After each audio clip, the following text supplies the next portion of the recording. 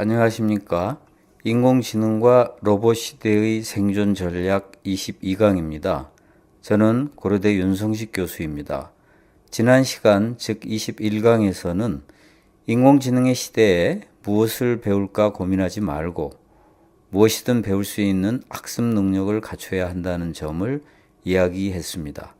이번 강의, 즉 22강에서는 디지털 시대에는 발상의 전환이 필요할 수 있다.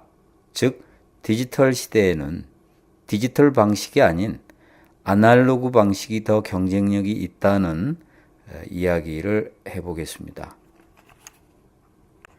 인간은 자극이 오면 거기에 말려드는 성향이 있습니다. 예를 들어 말도 안 되는 비판을 들으면 화가 나서 변명 같은 말을 하게 되고 그러면 더욱 수세에 몰립니다. 비판을 완전히 무시하고 전혀 다른 질문을 한다든가 상대방을 오히려 역으로 비판하는 방법이 더 좋은 대처 방법일 수 있습니다. 디지털 시대에 4차 산업혁명이나 로봇 시대라는 파도가 들이닥치니까 더욱 디지털스러운 방식을 찾게 될 수도 있는데 이것은 낭패입니다. 전혀 다른 시각에서 아날로그식 대응이 필요할 수도 있습니다. 최근 실험에 의하면 원숭이의 뇌에 인간의 유전자를 이식했더니 단기 기억력과 반응 속도가 훨씬 상승했다고 합니다. 사람의 뇌에도 다른 사람의 좋은 유전자를 이식하면 똑같은 결과가 나올 것입니다. 이러한 놀라운 기술은 컴퓨터의 발달 없이는 상상도 할 수 없습니다. 이러한 시대에 우리가 더욱더 디지털스러운 방식을 고민하면 나올 묘안이 별로 없을지도 모릅니다. 독서야말로 매우 효과적인 아날로그적 대처 방법입니다. 무엇보다 독서만큼 공부하는 습관을 키우는데 효과적인 방법은 없습니다. 학습 능력이 인공지능과 로봇 시대를 살아가는 가장 중요한 무기라면 이는 공부하는 습관이 필요하다는 의미이며 공부하는 습관을 키우는 가장 좋은 방법이 독서입니다. 똑같은 내용을 인쇄된 책으로 읽는 독서와 인터넷을 통해 읽는 웹서핑은 과연 이해력과 기억력의 차이를 보일까요? 유명한 과학 잡지 사이언티픽 아메리칸에 따르면 인쇄된 책으로 읽을 때 이해력과 기억력이 더 높아진다고 합니다.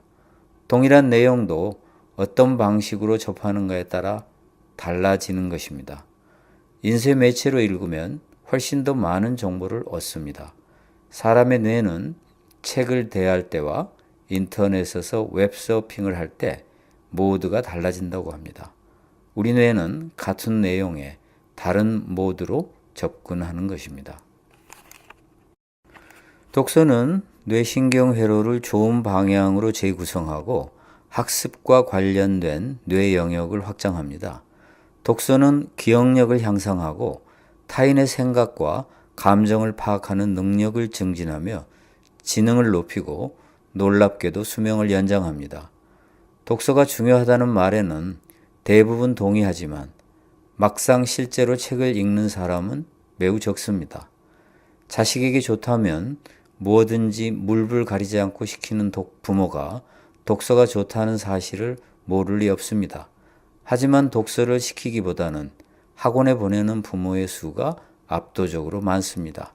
지금 학원에서 아이들에게 공부시키는 내용을 보면 대부분 인공지능과 로봇 시대에는 아무 소용 없는 것들입니다.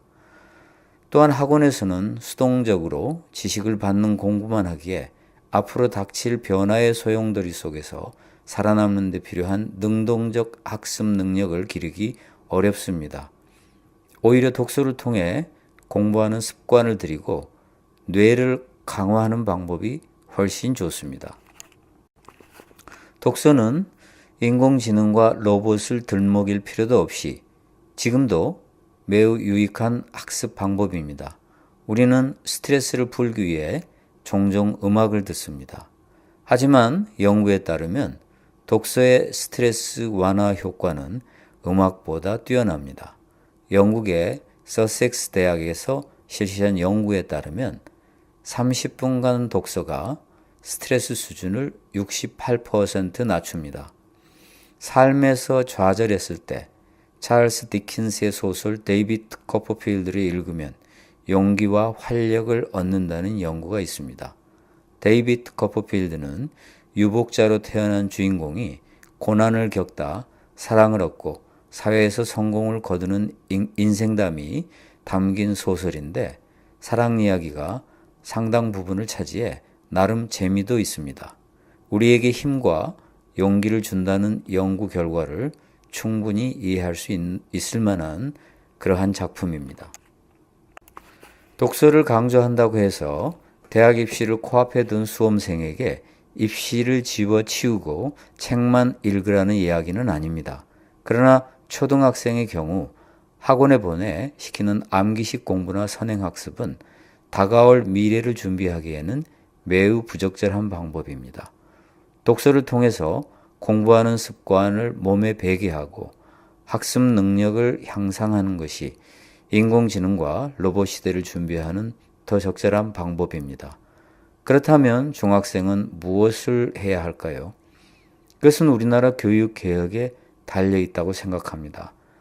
4차 산업혁명 운운하며 호들갑을 떨면서 기업에 돈 나눠줄 생각만 하고 있다면 큰일입니다. 세계적인 과학 잡지 네이처가 비판했듯이 대한민국은 인공지능에 1조 원 이상의 돈을 퍼부으려고 합니다. 무슨 일이 일어날지 빤히 보입니다. 1조 원으로는 교육을 개혁해야 인공지능과 로봇 시대에 대처할 수 있습니다.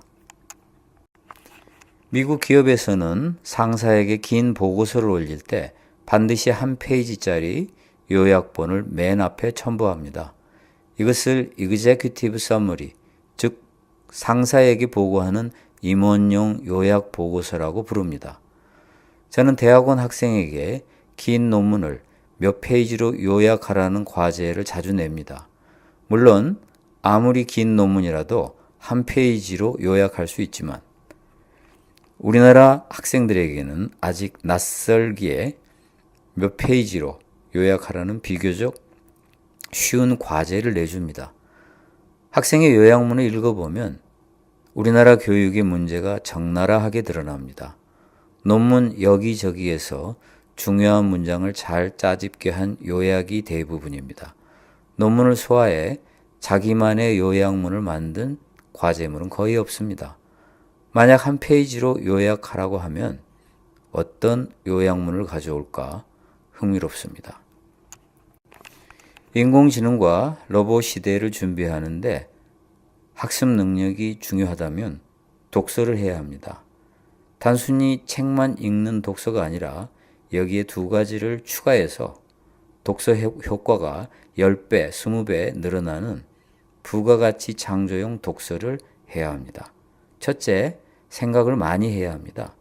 사람들은 사고력이 중요하다고 말합니다. 사고력을 증진하는 가장 좋은 방법이 독서입니다. 지식과 정보를 얻는 데 그치지 말고 독서를 사고력 증진의 기회로 삼아야 합니다. 인공지능은 몇 초 만에 수백 권에 달하는 책과 문서를 섭취한다니 사고력이 아닌 주입식 방법으로는 인공지능에 대응할 수 없습니다. 예를 들어 지식과 정보를 어떻게 응용할까 생각해 본다든가 읽은 내용에 대해 토론하고 대화하면 사고력이 현저하게 증가합니다. 초급 사고력, 중급 사고력 같은 과목은 없습니다. 골똘히 생각해 보거나 토론과 대화를 통해 사고력을 증진하는 것이 제일 좋습니다. 둘째, 독서와 글쓰기의 연계입니다. 가장 쉬운 방법은 읽은 내용을 요약하는 것입니다. 책을 읽고 몇 달이 지나면 대부분의 내용이 기억나지 않지만 요약본을 보면 아하 그렇지라고 다시 기억을 되살릴 수 있습니다. 요약보다 더 좋은 방법은 책을 읽으면서 떠올린 생각과 아이디어, 토론과 대화를 통해 습득한 내용을 글로 써보는 방법입니다. 초등학생은 말할 나위 없고 이미 입시 지옥을 거친 대학생과 직장인도 독서를 통해 공부하는 습관을 들이고 학습 능력을 배양해야 합니다. 젊은 직장인은 시간이 지나면서 하나씩 일자리를 잃어가고 대학 때 배운 내용이 무용지물이 되며 새로 다시 공부해야 하는 무참한 현실에 직면하게 됩니다. 그때에 대비해 무엇을 배워야 하나 생각하지 말고 무엇이든 배울 수 있는 학습 능력을 길러야 합니다. 일단 독서부터 습관화해야 합니다. 세계적인 베스트셀러 사피엔스를 지은 유발 하라리 교수는 독서가 학교 공부보다 아이들에게 더 필요하다고 조언했습니다. 저는 지금도 끊임없이 책을 읽습니다.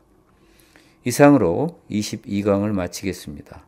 22강은 제가 수호 서재에서 펴낸 예측 불가능한 시대에 행복하게 사는 법, 4차 산업혁명 시대를 위한 생존 전략 3부의 두 번째 주제인 디지털에는 독서로는 아날로그로 대처하자의 내용을 설명하였습니다. 감사합니다. 저는 고려대학교 윤성식 교수입니다. 다음 시간에 또 뵙겠습니다.